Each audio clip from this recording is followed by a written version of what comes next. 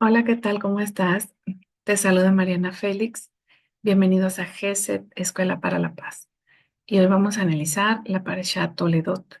Esta parashá que también, al igual que la porción de donde sale, donde se narra la historia de Abraham, tiene muchísimos temas que necesitamos ir enumerando uno a uno para poder analizarlos en su justa medida, porque realmente cada porción de la Torá guarda secretos que no nos podemos ni imaginar. Entonces, en esta porción vamos a ver eh, a grandes rasgos, ¿sí? La continuidad del plan divino que se refleja básicamente en una mujer de nueva cuenta, ¿sí? ¿A qué nos estamos refiriendo? Pues bien, a que en este caso, en la porción de Toledo o de nueva cuenta, es una mujer la que hace prevalecer la base del mundo. Sí, nos estamos refiriendo a Rebeca. ¿Y por qué de nueva cuenta? Porque así como Sara influye directamente en el transcurso de los acontecimientos respecto a la primogenitura de su hijo Isaac, ahora es Rebeca la que determina cómo van a ir dándose las cosas en el mismo tema de la primogenitura para que obtuviera esa primogenitura su hijo Jacob. Entonces, vemos aquí, ¿sí? Que la influencia femenina en estos aspectos, la base del mundo, lo que consideramos la base espiritual del mundo, que es Israel, pues es determinante, ¿sí? Entonces, vemos aquí otra figura femenina muy fuerte. ¿Por qué? Porque son mujeres realmente con mucho conocimiento de los designios del cielo, ¿sí? Entonces, Rebeca era una mujer también muy conocedora de Dios, era una mujer que tenía un alto nivel espiritual y por añadidura sabe de qué manera está estructurado todo esto y decide interferir para que la bendición la obtenga su hijo Jacob. ¿Sí? Posteriormente iremos sacando más contenido sobre este tema, sobre el papel de la mujer en estos aspectos, ¿sí? De la base espiritual del mundo, ¿sí? ¿Por qué? Porque es muy importante el papel de la mujer en este trabajo de rectificación que tenemos a nivel individual y a nivel colectivo. Sí, entonces vamos a ver cuál es esa influencia femenina, sí, así como eh, lo que se conoce como pecado capital ingresa a este mundo gracias a que la mujer toma del árbol del conocimiento del bien y del mal y es el que influye en su marido para que también lo haga. Entonces ahora vemos que realmente la mujer es la que necesita, es la que está ahorita trabajando muchísimo consigo misma para hacer una rectificación de sí misma y por ende de su entorno, ¿sí? Por eso vemos a tantas mujeres en, en formación espiritual de todo tipo, ¿sí? Básicamente son las mujeres las que están trabajando consigo mismas para poder salir adelante de todas esas problemáticas de la vida cotidiana. Y está muy relacionado con esto que les estoy diciendo, ¿no?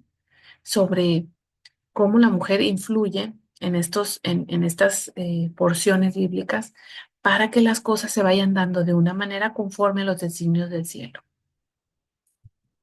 Entonces, ¿cuáles son los temas generales que maneja esta porción de Toledo? ¿Sí? Sabemos que inicia la porción hablando sobre, ¿sí? De que Rebeca era estéril y que eh, rogaron ambos para que concibiera hijo y Dios les concede la petición, ¿sí? Y concibe mellizos, Esab y Jacob. Esab cazador. Ya sabemos cuáles son los antecedentes de este personaje como cazador, ¿sí? Nimrod, por ejemplo, también se le describe como un cazador y sabemos que estaba inclinado hacia la maldad, ¿sí? Y Jacob, que habitaba en tiendas, que era un ser íntegro, es decir, estaba completamente en el lado opuesto al mal, ¿sí? Es decir, era capaz, al momento que dice íntegro, quiere decir que podía integrar esa parte negativa. Muy bien, el siguiente tema que es menosprecio de la primogenitura por parte de Esaú, ¿sí? Isaac cava pozos de agua, ¿sí? De ahí nace este lugar Beersheba, ¿sí? Pacto entre Isaac y Abimelech, así como su padre lo hizo también en su tiempo. La bendición la obtiene Jacob, ¿sí? Y eh, la voz de Jacob, manos de Esaú. Entonces, como se pueden dar cuenta, son temas, mu- son muchos temas en una sola porción que necesitamos comprender cuál es su esencia, ¿sí? Entonces, dos naciones concibe Rebeca y una completamente distinta de la otra. Entonces, estamos viendo aquí las dos raíces espirituales, el bien y el mal. ¿Sí? Porque si a Esap se le relaciona con la cacería, quiere decir que estaba del lado del rigor. Y si Jacob era una persona íntegra, quiere decir que estaba en Tiferet, ¿sí? Es decir, podía integrar esa parte negativa de Esap. Entonces, vemos aquí dos raíces espirituales, son dos raíces que sostienen este mundo. Este mundo es el mundo de los cambios, es el mundo de la dualidad, ¿sí? Entonces, nosotros como seres espirituales, como seres que elegimos venir aquí a hacer un trabajo de rectificación, ¿sí? Nosotros estamos siendo llamados a ser Jacob. Entonces, eh, hay un desprecio de la primogenitura por parte de Esab, ¿sí? Porque a él no le interesaba esa vida que tiene que ver con lo espiritual. Él estaba muy apegado a su raíz espiritual, que está enraizada en este mundo físico. Entonces, no le da importancia y Jacob sabe muy bien cómo obtenerla, ¿sí? Entonces, ahí con ciertos engaños obtiene esa primogenitura.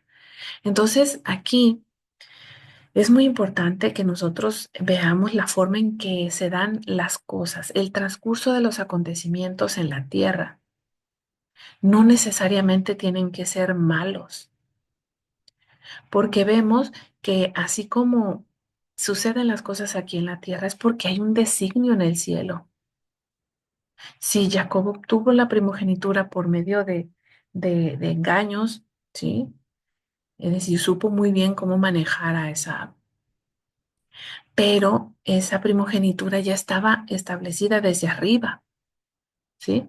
Entonces, cuando nos estamos refiriendo al mundo físico, nos estamos refiriendo a la densidad de la materia, donde todo está clasificado entre bueno y malo. Y lo que puede ser malo aquí puede ser bueno en el cielo. Lo que vemos aquí que Jacob obtiene la primogenitura a través de esos medios. Pero allá arriba era bueno esto. ¿Por qué? Porque así tenía que ser para poder establecer la base de este mundo, ¿sí? Si esa hubiese obtenido esa primogenitura estando enraizado en la cuestión del rigor, del lado del rigor, entonces la base del mundo hubiera estado inclinada hacia la destrucción total. Entonces ya no estuviéramos aquí, literalmente. Entonces vemos que todo esto es de acuerdo a los designios del cielo. Entonces, aquí también hay otro tema, Isaac cava pozos de agua, esos pozos, esos pozos que que ya habían sido cavados en el tiempo de Abraham. Y si nosotros leemos el texto de Joseph Hicatilla, Las puertas de la luz, eh, habla sobre el nombre de Dios inefable, que también se le llama pozo. Entonces, cuando estamos leyendo en las escrituras de los pozos de agua, ¿sí? Nos estamos refiriendo, ¿sí? A ese trabajo que hace Isaac, ¿sí? Ese trabajo espiritual y cava un pozo de donde sale agua. ¿Y qué es el agua? Es la misericordia, es la bondad, es la compasión. Ese trabajo que tenía que hacer él constantemente porque su base estaba enraizada en el rigor. ¿Sí? Entonces, cuando estamos leyendo que cava pozos y que hay un pozo de aguas surgentes, surgentes, quiere decir, se está refiriendo al nombre de Dios inefable. Es decir, estaba en trabajo directo con Dios, ¿sí? Entonces ustedes pueden consultar este libro de Joseph Hicatilla, donde habla sobre el nombre de Dios, Adonai, y de qué otra manera se le llama en las escrituras. Entonces a mí me encantó eh, la forma, los adjetivos que tiene el nombre de Dios en diferentes partes de las escrituras, y uno de esos adjetivos, ¿sí? Es pozo, ¿sí? A ver, vamos a ver si lo encontramos acá. O sea que Joseph Hicatilla dice que Adonai es una vasija. El nombre de Adonai es una vasija que contiene a la abundancia de todas las bendiciones, ¿sí? Entonces, al ser Adonai, la abundancia de las vasijas, la abundancia de todas las bendiciones, ¿sí? Hay diferentes manifestaciones de esa abundancia, ¿sí? Que hay que sacar de un estanque. O sea, cuando nosotros nos referimos al nombre de Adonai, queremos, estamos hablando de la fuente de las bendiciones del cielo. Entonces, si pozo también se refiere a Adonai, quiere decir que Isaac estaba sacando bendiciones, estaba trabajando para obtener las bendiciones del cielo. Y por eso hacía que sus siervos cavaran pozos. Y aquí también ya nos estamos refiriendo al arquetipo de siervo. Esos siervos que ya sabemos en dónde están basificados los siervos, o sea, el sirviente es el mal, y los pone a trabajar para él y los pone a cavar pozos y surgen de ahí aguas. Entonces, ¿qué es la importancia de no dejarnos llevar por el sentido literal de las palabras? Porque no tienen nada de superficial lo que dice aquí. Se está refiriendo a un trabajo tremendo, un trabajo espiritual tremendo de Isaac, que hacía sacar esas bendiciones a través del nombre de Dios, esas bendiciones que se representan con el agua, ¿sí? ¿Y qué viene después? Después de que se describe esta serie de pozos que va acabando Isaac, o sea, porque pone a sus siervos a cavar esos pozos y que sale agua, es decir, hace venir acá las bendiciones de Dios, ¿sí? Hay un pacto entre Isaac y Abimelech. Abimelech ya sabemos que desde Abraham hay una interacción con Abimelech que no es muy amistosa, sino que ellos se ven obligados a ceder ante ante Isaac y en su momento Abraham, porque vieron que realmente las bendiciones de Dios estaban sobre ellos, que ellos estaban directamente conectados con Dios y que obtenían grandes bendiciones y por lo tanto su prevalencia se debía a ese trabajo espiritual. Y por eso ellos se veían en la necesidad de hacer un pacto de paz. ¿Por qué? Porque sabían que Dios estaba con ellos. Entonces ahí sí, los enemigos se convierten en enemigos. Así como Abimelech dice, no toquen a este hombre porque podemos obtener grandes males para nosotros. Porque Porque ellos están en un trabajo, en un nivel espiritual mucho más superior que ellos. O sea, ¿y dónde podemos ver esa inferioridad espiritual? En la parte donde dice que los siervos de Abimelech tapaban esos pozos que había elaborado Abraham. Todos esos pozos eran tapados. O sea, Abraham con su trabajo espiritual hacía bajar las bendiciones del cielo, pero los siervos de Abimelech iban y tapaban esos pozos. Es decir, hacían un trabajo negativo y detenían las bendiciones del cielo. ¿Sí? Entonces aquí volvemos a referirnos a este aspecto, ¿sí? Cuando los enemigos de Israel hacen pacto de paz, es porque Israel hace un trabajo íntegro, está en su nivel espiritual correspondiente. Cuando buscan la paz, es por eso. Y cuando están siempre acechando, es porque Israel todavía no tiene ese nivel. Obviamente no estamos justificando el antisemitismo que en los últimos días ha estado muy, muy fuerte. Entonces, vemos cómo la Torá nos ayuda a entender muchísimos aspectos de la realidad actual. Yo por eso siempre voy a recomendar meternos al estudio sistemático y profundo de la Torá, porque ahí se encuentra la raíz de todo, para poder entender esta realidad o esto que estamos observando. Y ahora observarlo en su dimensión espiritual, ¿sí? Entonces, eh, ya después de todo este serie de acontecimientos que se dan eh, después del pacto entre Isaac y Abimelech, ¿sí? Viene la obtención de la bendición por parte de Jacob, ¿sí? Entonces, ahí es donde se establece la base del mundo, a través de una bendición, ¿sí? A mí me encanta conocer esto porque no son las escrituras, el Pentateuco, no son historias, ¿sí? Nos habla de la base bajo la cual Dios ha sustentado este mundo.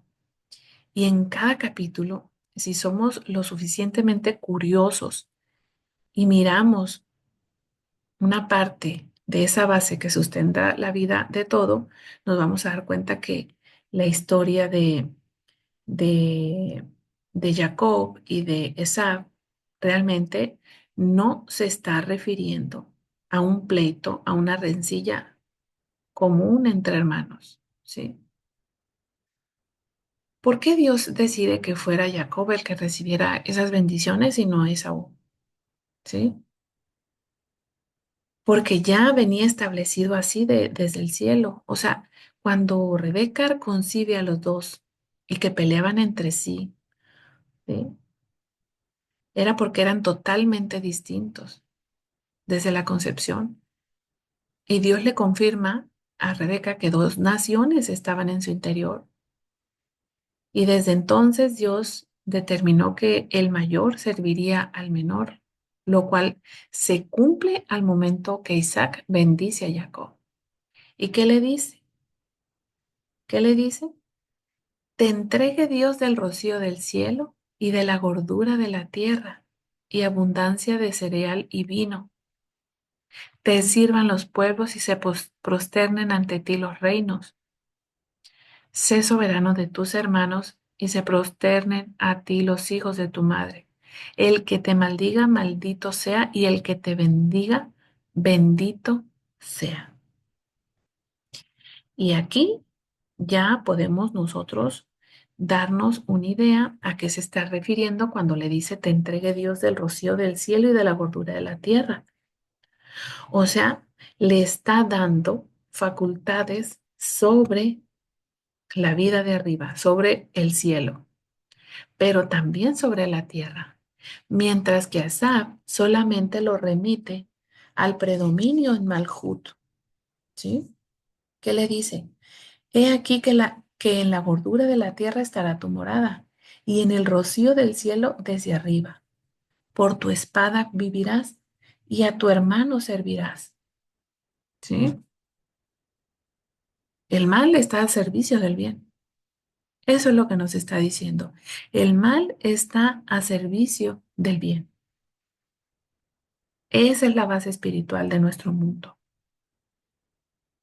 Y cuando leemos acá que cuando Isaac quería comprobar si realmente era esa, la voz era la voz de Jacob, pero las manos eran las manos de Isaac. Aquí también hay un significado muy profundo que necesitamos desentrañar.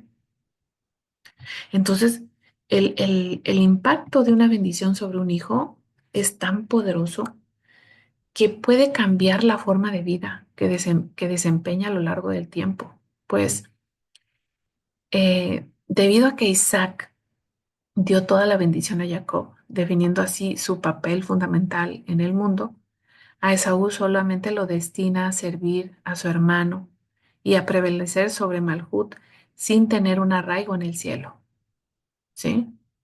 Mientras que Jacob sí, se está refiriendo al cielo, se está refiriendo a esta parte del árbol de la vida llamada Seirampín, que está vinculado con el nombre del Eterno, el nombre inefable, que también se le conoce como Adonai, ¿sí?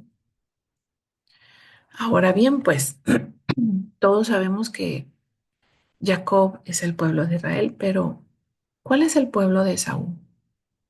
¿Hay algún pueblo en la actualidad que se defina como descendientes de Esaú?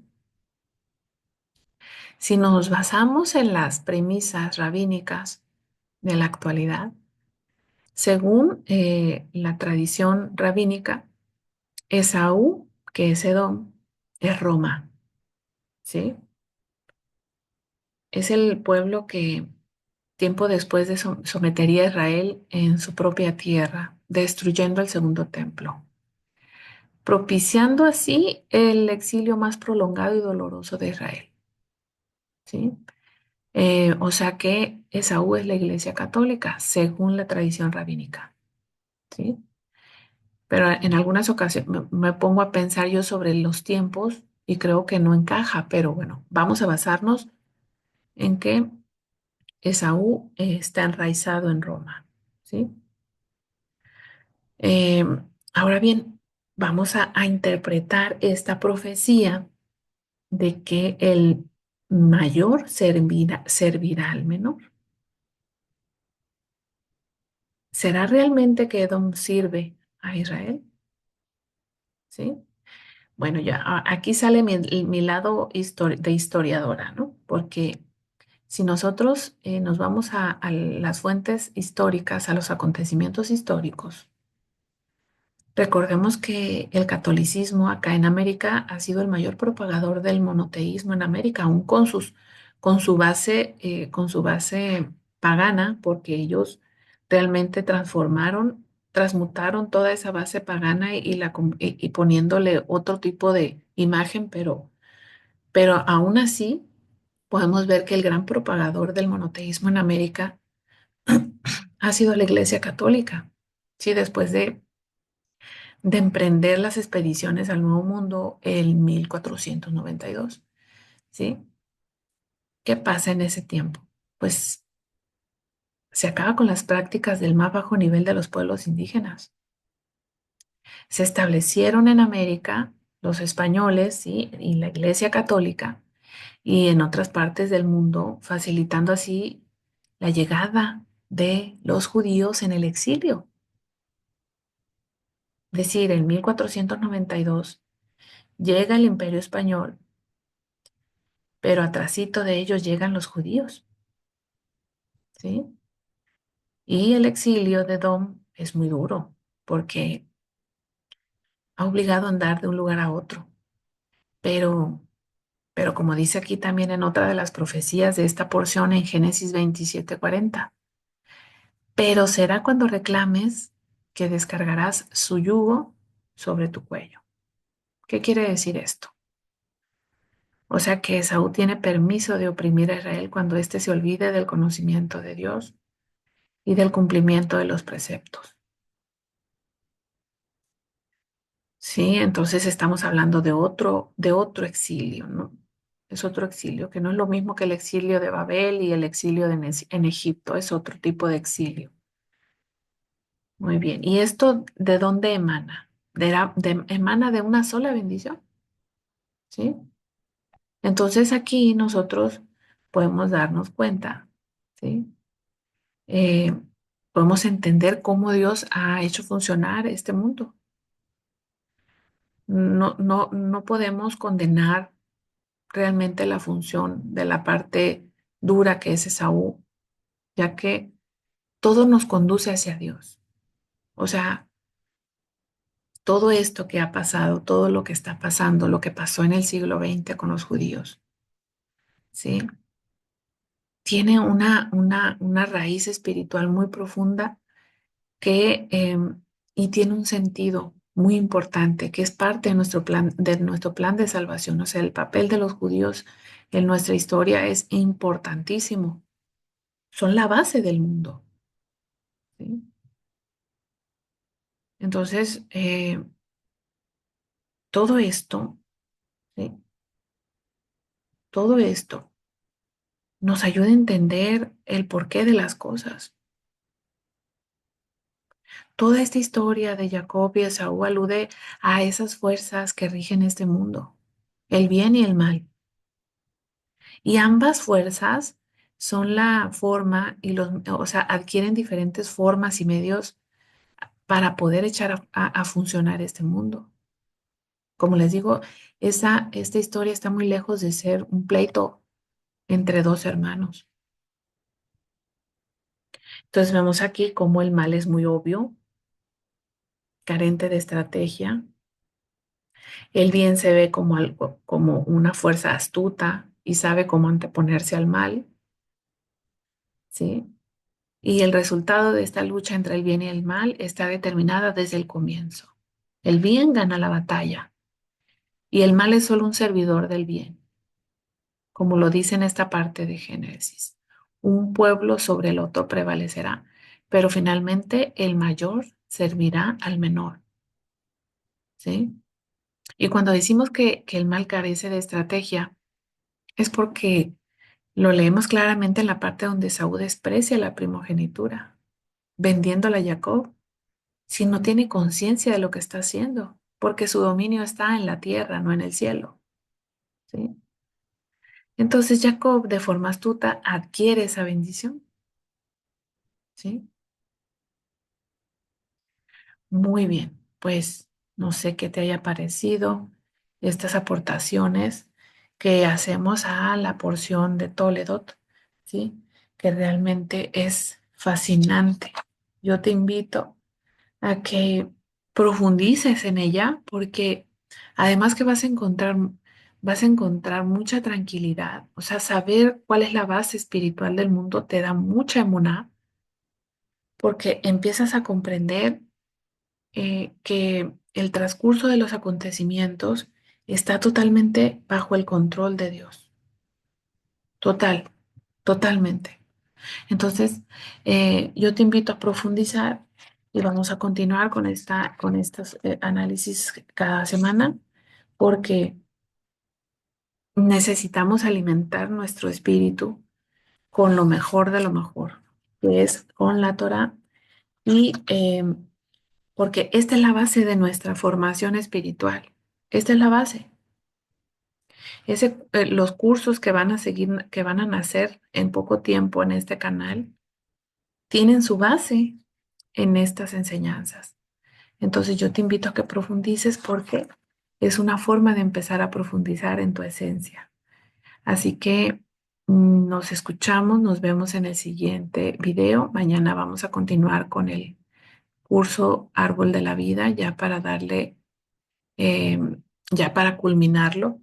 Y vamos a continuar con otras enseñanzas, con otros temas, porque esto es infinito. Hasta luego. Shalom.